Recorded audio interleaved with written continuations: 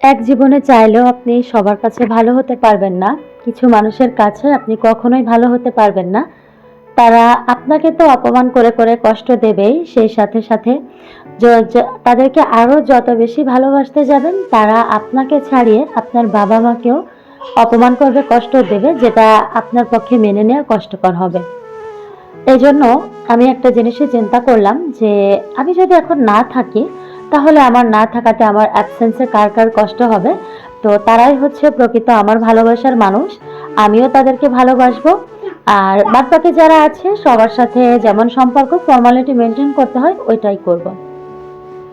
Hello everyone, আসসালামু আলাইকুম। Welcome back to my channel. কি অবস্থা সবার? আশা করছি আপনারা সবাই ভালো আছেন। আমিও ভালো আছি। আজকে আপনাদের সাথে শেয়ার করব আমার এই যে রাফ ইউজের যে জুতাগুলো, মানে একটু এদিক সেদিক গেলে পড়ে যায়, এই জুতাগুলো কিভাবে গুছিয়ে রাখবো। সেই সাথে কোকারিজগুলো কিভাবে গুছিয়ে রাখি, সেই সবটা নিয়ে থাকছে আজকের ভিডিও। কালকের যে ভিডিওটা আপলোড করেছিলাম সেখানে অনেকেই আমাকে সহানুভূতি জানিয়েছেন। কেউ বলেছেন যে আপু এই ধরনের কথা না বলাই ভালো।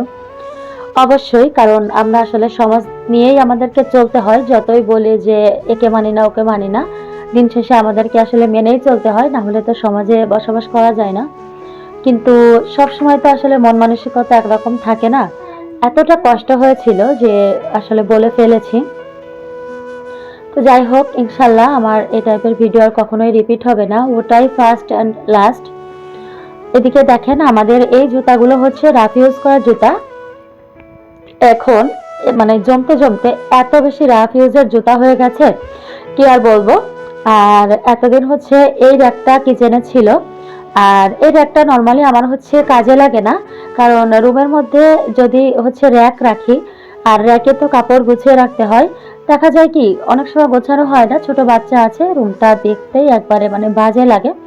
তার জন্য আমি রুমের ভেতরে প্লাস্টিকের র্যাক ব্যবহার না করলেই নয়, এমন এমন।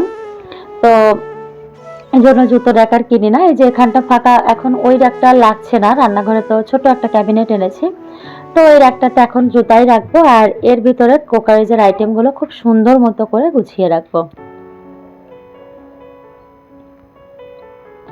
সংসারে আসলে অনেক জিনিসপত্র লাগে। দেখেন, আমার কিন্তু অনেক বেশি প্লাস্টিকের বাটি দরকার হয়, কারণ এই তো খাবার দেয়া নেয়া মানে আশেপাশের প্রতিবেশীর সাথে।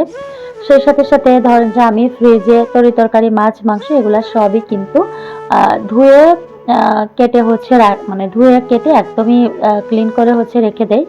তো এইজন্য আমার একটু প্লাস্টিকের বাটিটা বেশি দরকার হয়। তো আমি কি করি, একটা কার্টুন কেটে এটার মাপে কেটেছি, আর সুন্দর করে হচ্ছে এটার মধ্যে ঢুকিয়ে রাখি, একটা ড্রয়ারের মতো ব্যবহার করি। আর খুব একটা কোকারিজ আমার নেই, খুব অল্প। আসলে আমার হাজবেন্ড চাকরি করছে ধরে, আমরা তো বেশিরভাগ সময় বাহিরেই থাকি। তো দেখা যায় কি তেমন কেউ আসে না, আর এই জন্য অত বেশি লাগেও না। তবে টুকটাক একটা দুটো করে আমি হচ্ছে এখন একটু কিনে নিচ্ছি। আর ভেবেছি যখন এটা ভরে যাবে, মানে এটাতে আর ধরবে না, তখন হচ্ছে আল্লাহ চাইলে একটা ওয়াল শোকেজ কিনে নিয়ে আসবো। আর এই যে হাঁড়িটা দেখছেন, এটা আমি এবার বাড়ি থেকে আসার সময় নিয়ে এসেছিলাম। কেমন হয়েছে প্লিজ জানাবেন। এটার দাম নিয়েছিল সম্ভবত ১১০ টাকা। তো হাঁড়িটা অনেক বেশি সুন্দর, এটাতে যে কি রাখবো ওইটাই বুঝতে পারছি না। আর আচ্ছা, এটার সাথে যে ঢাকনাটা ছিল, ওই ঢাকনাটা হচ্ছে আমি নিতে পারিনি, এই জন্য এই ঢাকনাটা দেখতে পাচ্ছেন একটু বড়। তো এটাই নিয়েছি। কেমন হয়েছে প্লিজ আমাকে জানাবেন। আর আমি হচ্ছে অনেকটা অসুস্থ, আমার শরীরটা খুব খারাপ, সেই সাথে ঠান্ডা জ্বর। কথা বলতেও আমার অনেক কষ্ট হচ্ছে, খুব আনইজি ফিল করছি ভয়েস ওভার করতে, কিন্তু এটা তো আমার কাজ, আমাকে তো করতেই হবে। কাজ তো আর শরীর খারাপ মাথা ব্যথা এগুলো বোঝে না, তাই না? তো কেমন হয়েছে প্লিজ জানাবেন।